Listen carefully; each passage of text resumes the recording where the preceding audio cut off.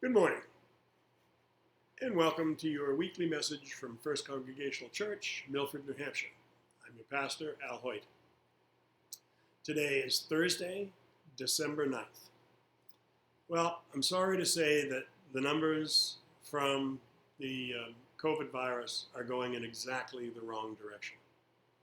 Now, while I know that most of the increase in COVID cases right now are among the unvaccinated, there are quite a few breakthrough cases happening. So we need to be a little extra caution when we're gathering for worship. I'm going to ask that you not spend a whole lot of time hanging out in the narthex. Please, if you have not been vaccinated, please get vaccinated. If you haven't had your booster, please get your booster shot. During our worship services, if you're going to sing, we must insist that you wear a mask while you're singing. That singing is one of those things that creates a much more chance of spreading the droplets that carry the virus. So even though you may be vaccinated, please wear a mask if you're going to sing. The choir may not need to wear a mask because we keep a distance far enough back that the drops can't carry that far. But we must all take the precautions that we can. It is, excuse me, it's a very busy week at the church as usual. This is the third Sunday of Advent coming up. Can you believe it? Share gifts are due on Sunday, December 12th. The share gifts are due then.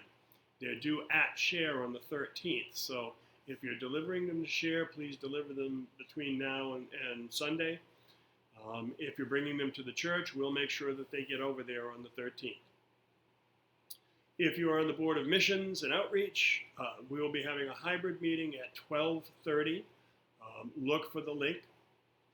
On Monday, December 13th, from 8 a.m. to 1 p.m. in the Parish House is the Milford Garden Club. Now, our Bible study, our adult Bible study that begins at 10 a.m. on Monday, will be moved over to the Haskell Memorial Chapel. So please keep that in mind.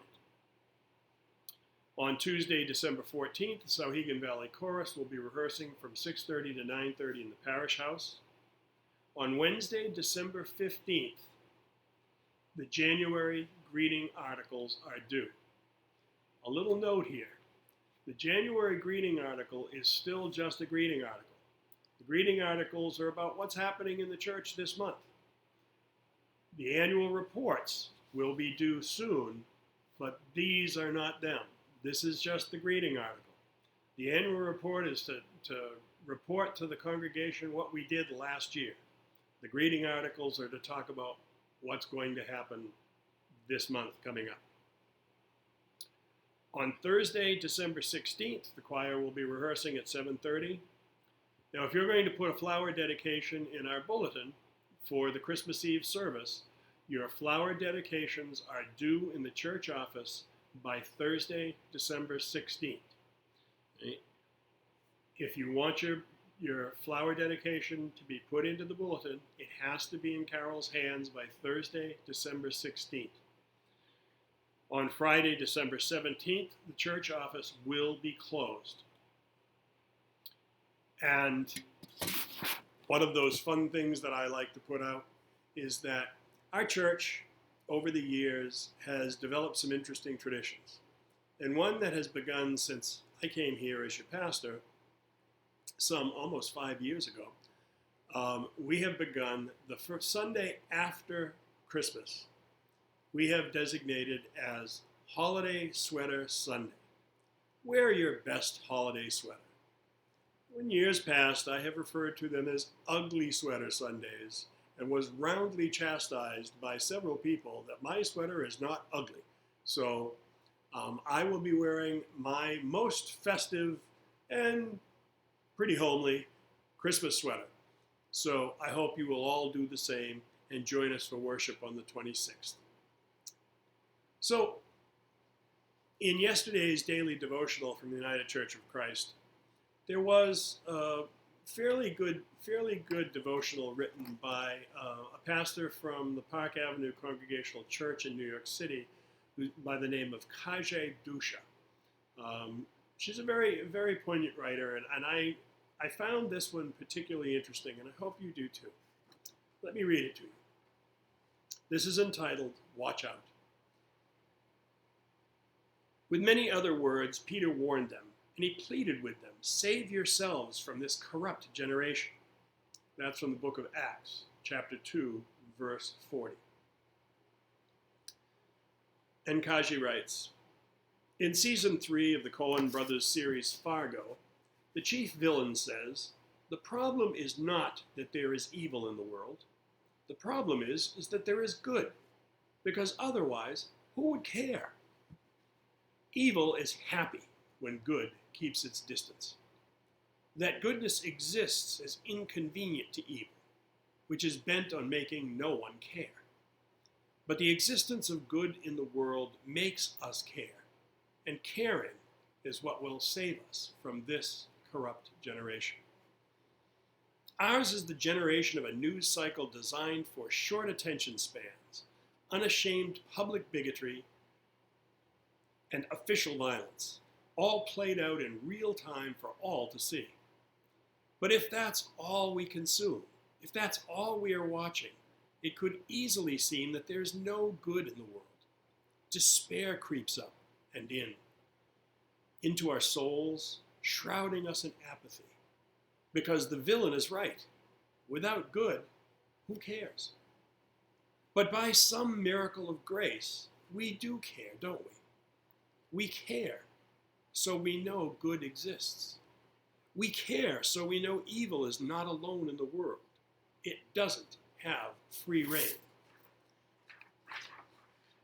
It hasn't won, and never will.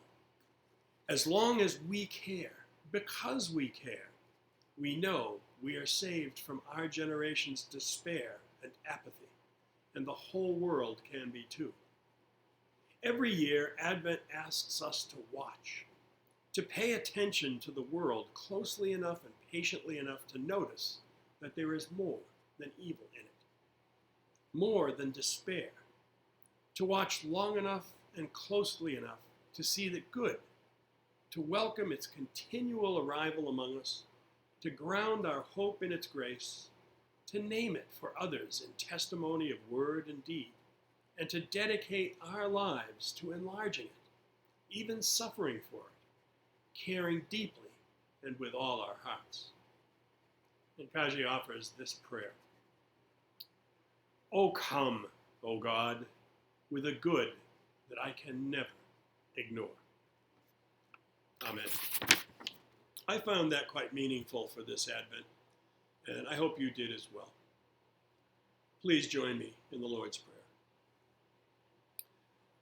Our Father, who art in heaven, hallowed be thy name. Thy kingdom come, thy will be done on earth as it is in heaven. Give us this day our daily bread, and forgive us our trespasses, as we forgive those who trespass against us. And lead us not into temptation, but deliver us from evil. For thine is the kingdom, and the power, and the glory forever and ever. Amen. Well, I hope your Christmas preparations are going along smoothly. I hope you're taking time to read your devotional and to spend some time just thinking about the good in the world. And until I see you again, God bless. Take good care of each other and take good care of yourself.